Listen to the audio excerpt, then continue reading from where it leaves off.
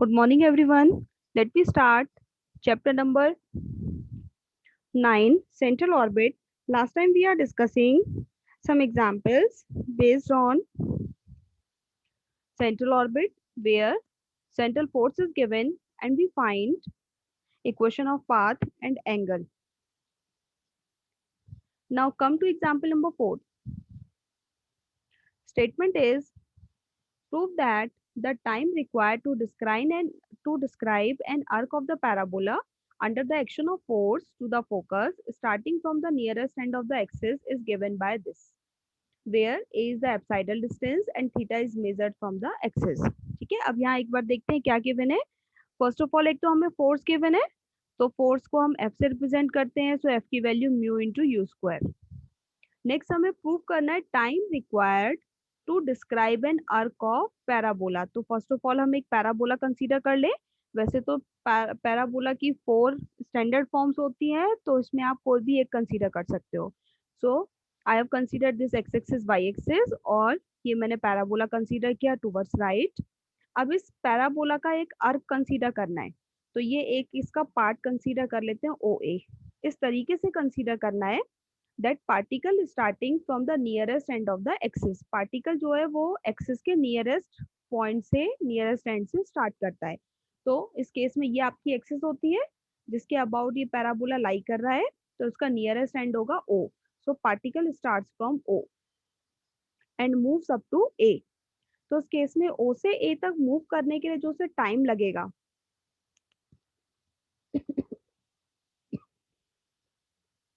तो ये टाइम इसके इक्वल प्रूव करना है, where A is the apsidal distance.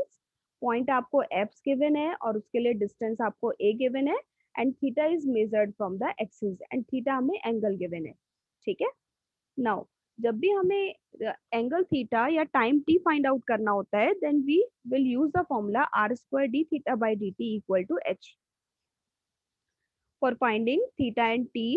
तो उसके लिए हम फॉर्मूला यूज करते हैं r square D theta by D T equal to h. अब इस केस में एक तो हम आर की वैल्यू फाइंड आउट करेंगे और दूसरा एच की. सो इसके लिए first of all we consider equation of parabola in polar form. आप सिंपल लिख सकते हो equation of parabola in polar form is l upon r is equal to 1 plus e cos theta. Parabola के लिए e is equal to 1 and l is equal to 2a length of semi latus rectum. Next इसके अंदर put कर दो, so it become 2a upon r equal to 1 plus cos theta. इसका formula put करते हैं 2 cos square theta by 2. यहाँ से are की वैल्यू फाइंड आउट करिए. सो 2 से ये 2 कैंसिल, आर को राइट में शिफ्ट कर देंगे और कॉस स्क्वायर को डिवाइड में, and 1 upon cos square is sec square. So R की value A sec square theta by 2. अब यहाँ से आपकी आर की वैल्यू फाइंड आउट हो गई. Next we have to find h. H के लिए we will use differential equation of central orbit in polar form. जैसे आपने पहले वाले क्वेश्चंस में h फाइंड आउट किया था, सेम इसी तरीके से d square u by D theta square plus u equal to F upon H square U square. f की वैल्यू पुट कर देते हैं म्यू इंटू यू स्क्वायर से U square cancel, so it is mu upon H square. Call it equation number second. Now u is 1 upon R. So ऊपर से देखिए 1 upon R की value, यहाँ से 2a को सिंपली आप इधर शिफ्ट कर दोगे तो 1 अपॉन आर की वैल्यू आ जाएगी, means 1 plus cos theta upon 2a. Now differentiate with respect to theta, so it become du by D theta equal to cos theta का minus sine theta upon 2a. Again differentiate करते हैं d2u by D theta square equal to sine theta का cos theta upon 2a. ठीक है. Now substitute these values in equation second. So u के double derivative की value put करेंगे plus u की value put करते हैं equal to mu upon H square. Cos theta से minus cos theta cancel, so remaining is 1 upon 2a equal to mu upon H square and cross multiply, so H square is equal to 2a mu और h की value root 2a mu. Now using the formula r square D theta by D T equal to h, cross multiply dt को h की तरफ shift करते हैं. Now integration both side. So initially particle आपका O से start होता है and A point तक मूव करता है. ठीक है.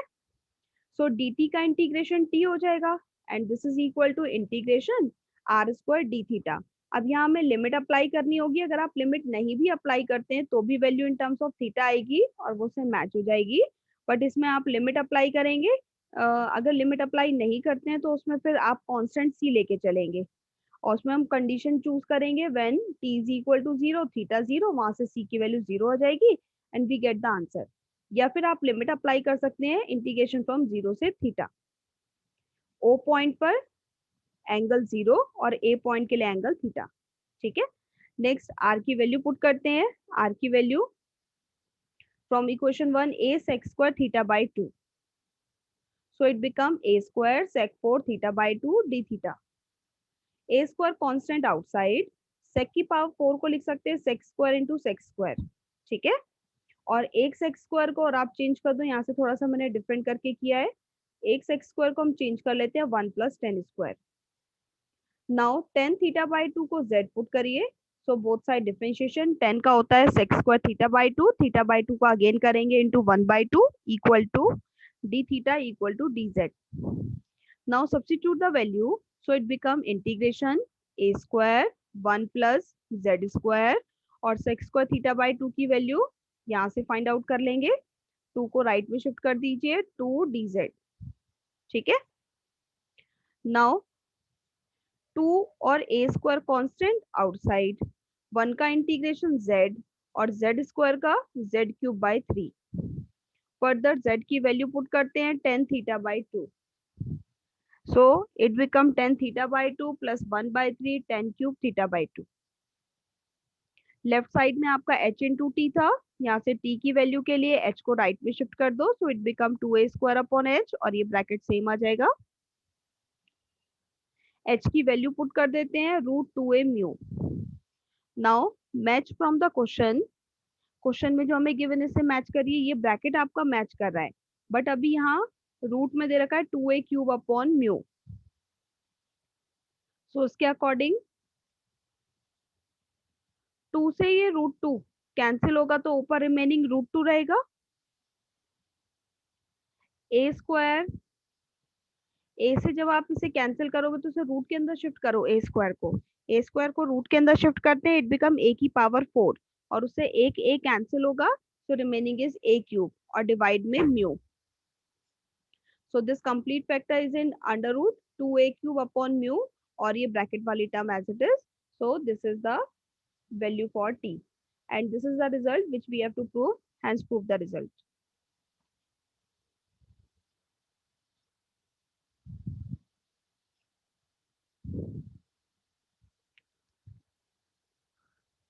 next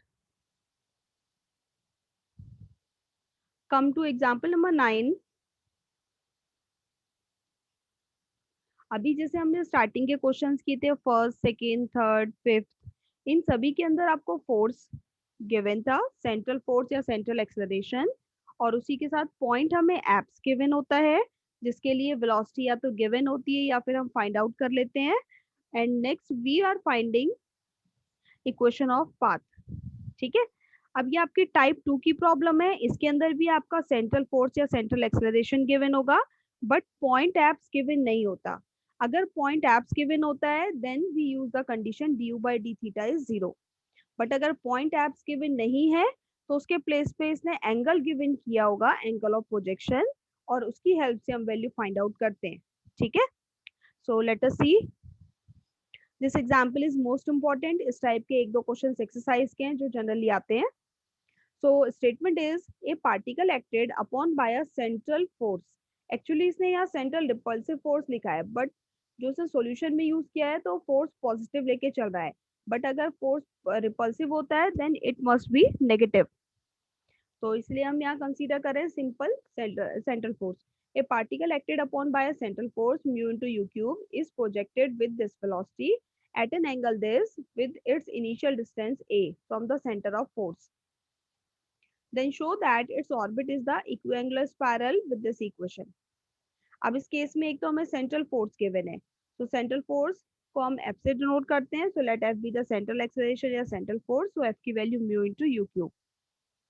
नेक्स्ट यहाँ गिवन है वेलोसिटी, उस पॉइंट के लिए डिस्टेंस गिवन है और एंगल गिवन है जहां से पार्टिकल को प्रोजेक्ट किया गया है। इस केस में एप्स गिवन नहीं है। So note these values, velocity is root mu upon A, angle of projection को फाई से डिनोट करते हैं, so phi is pi by 4 and distance means R की value A. Now start the question. Starting आपकी बिल्कुल same वैसे ही रहेगी। Consider differential equation of central orbit is H square U plus D square U by D theta square equal to F upon you square. F की value put करते हैं mu into U cube, U square से two powers cancel, so remaining is mu into u. Call it equation number first. Now multiplying both side by 2 du by d theta, then integrating, so it become h square, this become u square, this become du by d theta का whole square equal to mu, और u का होगा u square by 2, तो 2 से 2 cancel, u square plus some constant c1. Now left hand side is the formula for v square and call it equation number second.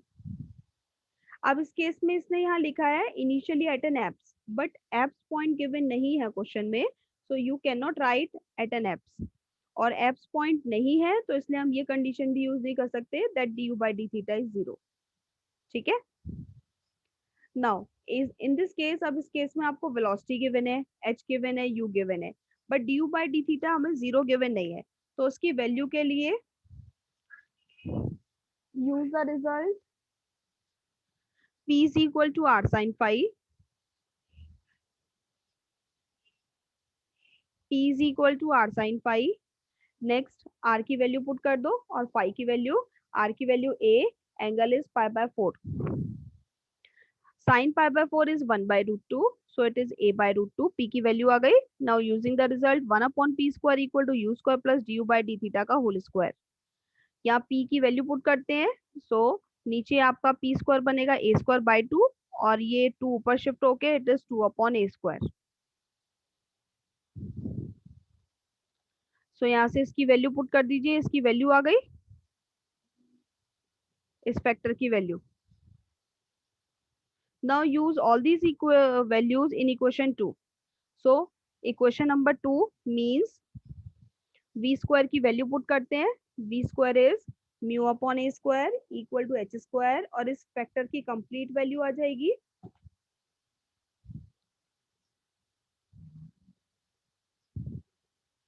2 upon A square equal to, right side में put करेंगे mu, again u square की value 1 upon ए square plus c1। ठीक है। Now simplify, पहले first और second part को equal रखते हैं, यहाँ से एच स्क्वायर फाइंड आउट करते हैं, ए स्क्वायर से A square cancel, so H square की value mu by 2।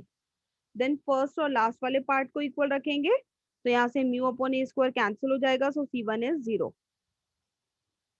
Now put all these values in equation second, second में एच स्क्वायर की वैल्यू पुट करते हैं और c1 की वैल्यू, ये आपकी वैल्यूज आ जाएंगी। नाउ म्यू से म्यू कैंसिल, 2 को राइट में शिफ्ट कर दो। नेक्स्ट यहाँ से हमारा एम होता है main to find d u by D theta, so u square को भी आप राइट में शिफ्ट करिए, so it become 2u square minus u square means u square. Next, अब इसने इस तरीके से सॉल्व किया है, इसे आप डायरेक्ट भी सॉल्व कर सकते हैं, इसे आप एक बार रीड कर लेना। बुक वाली सॉल्विंग को मैं एक थोड़ा डिफरेंट सॉल्विंग बता रही हूँ जो इजी है। स्क्वायर का इधर शिफ्ट करो तो स्क्वायर रूट आता है, D by D theta is you. अब कई बार जब आप क्वेश्चंस करते हैं, जब भी आप स्क्वायर रूट लेते हैं, then there are two signs, positive और नेगेटिव, बट अगर आप सभी क्वेश्चंस में पॉजिटिव साइन भी कंसीडर करते हैं, then you will get the solution, क्योंकि ऐसे क्वेश्चंस में लर्न करना मुश्किल हो जाता है that we have to take positive sign या नेगेटिव साइन। तो इसमें सिंपली मैंने पॉजिटिव साइन ही लिया है, d u by D theta is u. Now separate करो, u वाली टर्म इधर शिफ्ट कर दो, डी थीटा को राइट में, इंटीग्रेशन बोथ साइड, इसका होगा log u equal to theta plus log c, log को रिमूव करेंगे, so it become u equal to e raise to power theta into c। Call it equation number 5।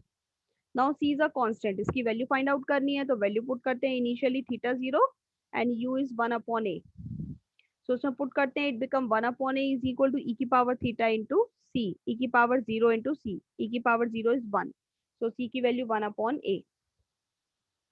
Next, इस value को equation number 5 में put करिए, so u equal to 1 upon A E की power theta, further u की value 1 upon r, इसका reciprocal कर देंगे, so it become R equal to A E की power minus theta, and this is the equation of path which we have to prove.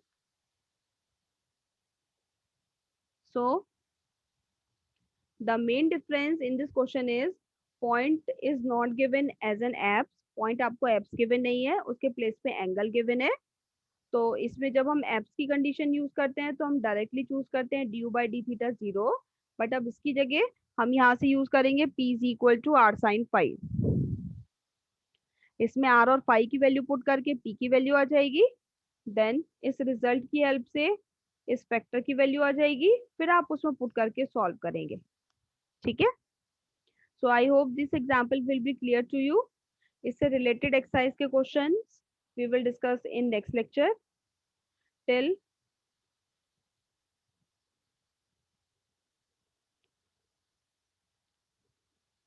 you will revise all these. Okay.